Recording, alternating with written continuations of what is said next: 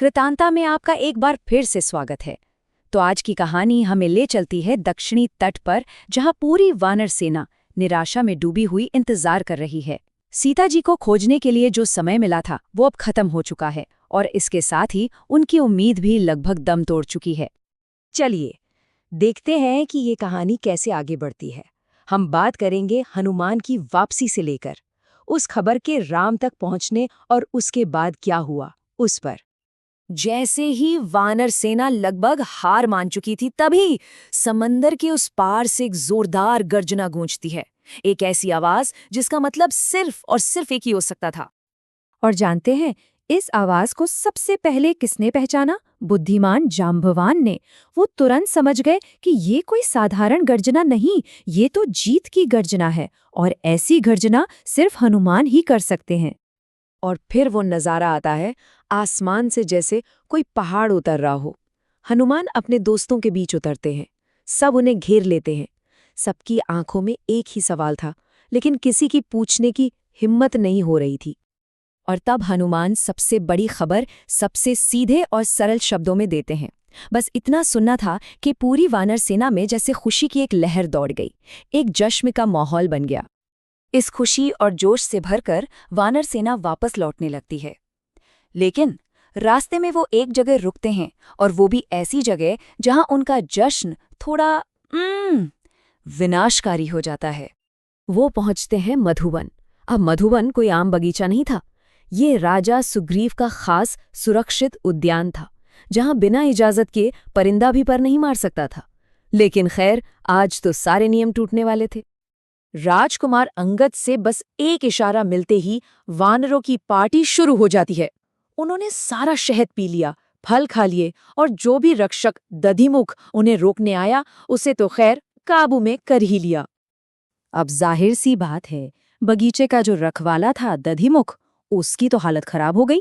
वो पिटा हुआ गुस्से में भागा भागा सीधा राजा सुग्रीव के पास पहुंचा, अपने प्यारे बगीचे की तबाही की खबर सुनाने। राम और लक्ष्मण तो ये सुनकर हैरान थे कि हो क्या रहा है, लेकिन सुग्रीव के चेहरे पर गुस्सा नहीं, एक समझदारी भरी मुस्कान थी। वो कुछ ऐसा देख पा रहे थे जो कोई और नहीं समझ पाया।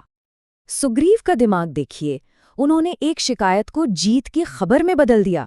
उन्होंने राम को समझाया कि वानर इतनी बड़ी हिमाकत तभी कर सकते हैं जब उन्हें कोई बहुत बड़ी कामयाबी मिली हो। और जैसा सुग्रीव ने अंदाजा लगाया था, ठीक वैसा ही हुआ।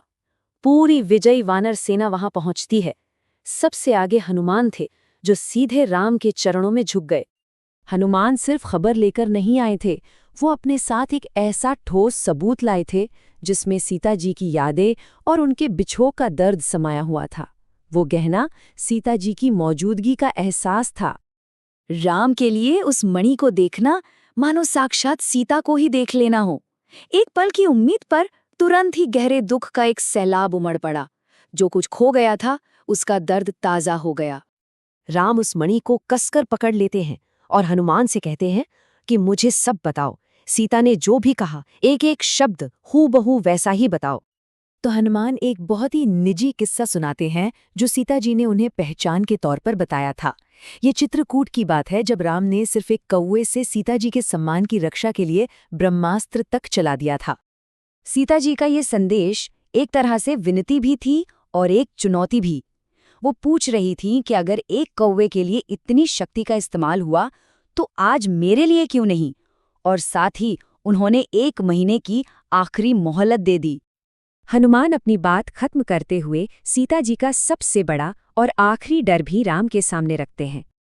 चलिए, सीता जी का पता तो चल गया, लेकिन सबसे बड़ी रुकावट तो अब भी वहीं की वहीं थी।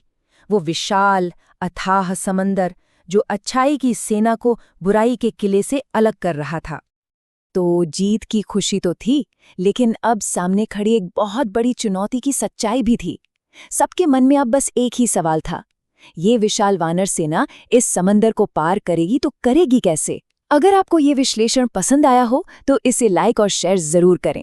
हमें कमेंट्स में बताइए कि आप अगली बार कौन सी कहानियों के बारे में जानना चाहेंगे।